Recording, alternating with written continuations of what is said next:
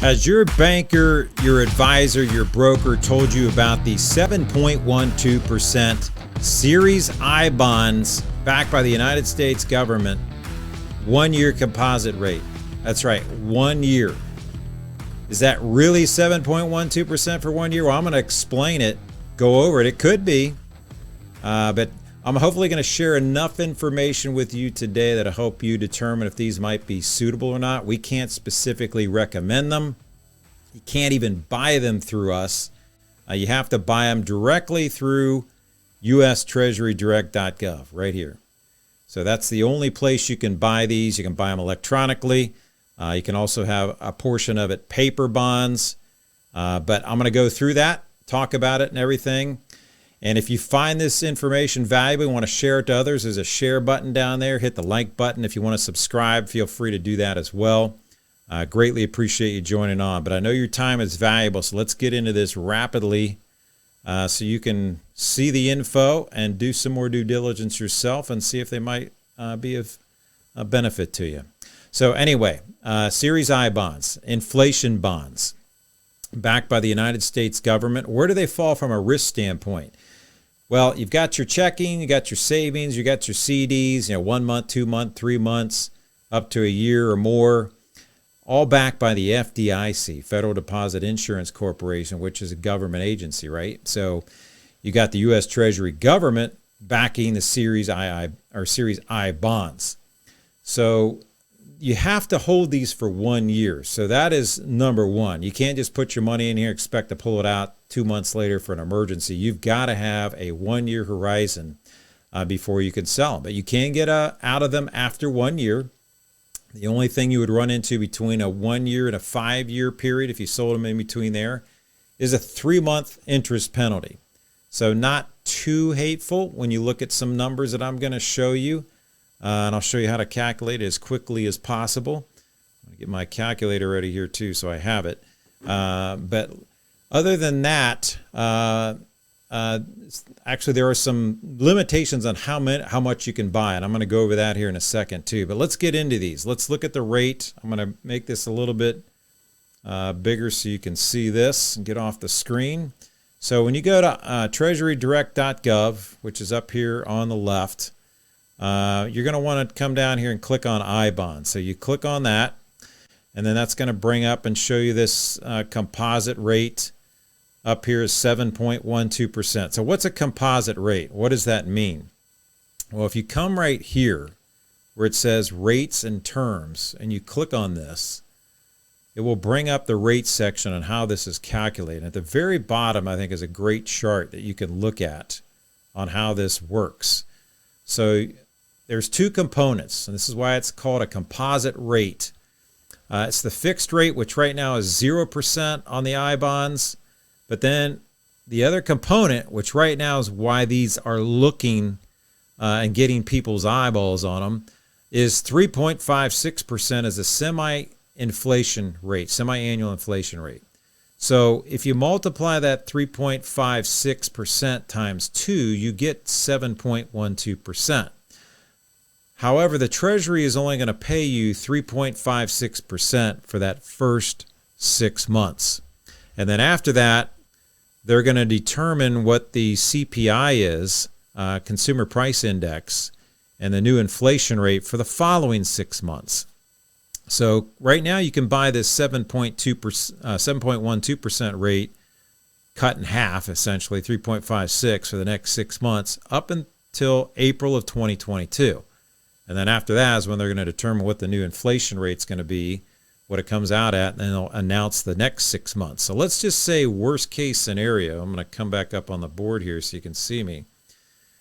Worst case scenario, let's say we run at maybe the average 3%, because we've been running very hot on inflation with inventory, supplies, employment, all that kind of stuff. A lot of things, a lot of money being printed, causing this massive inflation run-up recently.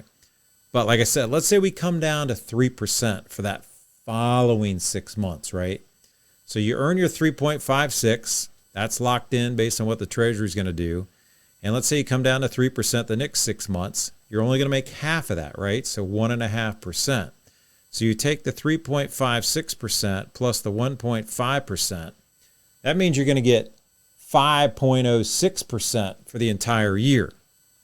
Not bad compared to 0.5%, 0.1%, 1% that you're getting in your savings, checkings, and maybe short-term CDs. But let's say I need my money after 1 year. Like I said, you have a 1-year holding period. Well, if you take your money out after 1 year, they're going to hit you with a 3-month interest penalty. So what we do is and this is my calculation. You need to do your due diligence with treasurydirect.gov to see if this is the specific calculation. But it hopefully will be pretty accurate. But again, no guarantees. Check with them on this. But you take that 5.06%, divide that by 12. That's 0.42% per month. And you multiply that times 3 months for a 3-month penalty. So that's 1.27% penalty. So if we take your 5.06% you earned gross over that period and subtract out the 1.27%, you would net 3.79% if you had to pull your money out after a year, assuming those inflation numbers that I was going over. Not still too bad compared to where you're sitting at right now, right? And these things are federally taxable, but not state or local. So you don't pay any state income tax, no local income tax on it. But if you happen to run into an inflationary situation where the inflation went down, deflationary, for whatever reason, we run into some crazy scenario like that, not impossible in today's world. So let's say you had a negative 3% inflation. What does that mean? I lose a negative 3%? No. The US Treasury says, nope. Worst case you're going to do is get 0% return for that next 6 months. So you're going to get your 3.56 minus your penalty of 3 months and walk out of there with your money. So that's really quick and dirty on what the rate is like. How much can you buy in these things? So let's go back into this. I'm going to blow this up or get out of the way again so you can see this. So if you go underneath right here, buying. So click on buying over here, how to buy them. It'll walk you through how to do this, but you have to have a Social Security number in the United States, U.S. citizen, whether you live in the U.S. or abroad, U.S. resident, civilian employee of the United States, no matter where you live, to buy an electric bond. I'm getting a little bit of a feedback here. Anyway, children under 18, you can, as an adult, you can buy one for them. That's not a problem. Some trusts can buy these as well in estates. No corporation, no partnerships or other entities can do these. What do they trade in? So you can buy these for as little as $50, right?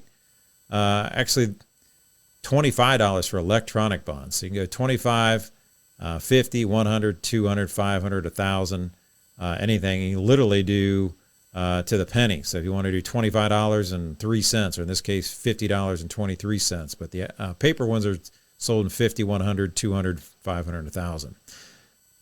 Here's kind of the one bit of catch is that you cannot put more than $10,000 in per Social Security number. So for you guys that have a ton of money in cash right now, and you're looking to put some money all into this, unfortunately, they max you out at $10,000 in electronic bonds. You can do another $5,000 in paper bonds.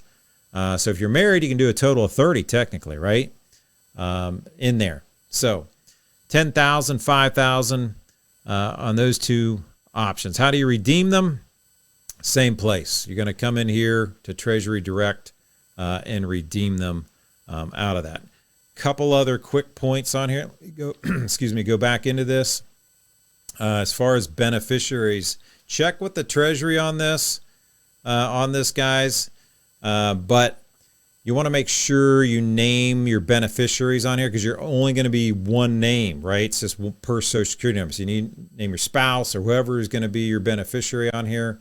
And my understanding is, you need to check with them, is you can't do contingent beneficiaries meaning if you both passed away, if it's a husband and wife situation, that money would go to your estate unless you had a trust named as a beneficiary. So you want to check with that, check with your attorney and so forth before doing it. But there you go. Some definite options to look at. Hopefully that information was beneficial. I'm going to roll my disclaimers here. But if you have any questions and you want to get a hold of us for any kind of matter, feel free to do that. You can reach us at let me pull up my contact information real quick, and then I'll go back to this disclaimer. It just ran through the whole thing here. But call us at 513-641-6307. You can text us there at that number. Just take a screenshot of this. Email us. If you want a complimentary consult, let us know. Be glad to help you out. Greatly appreciate you joining on. Hope you have a great rest of your day. Until the next video, thanks for joining.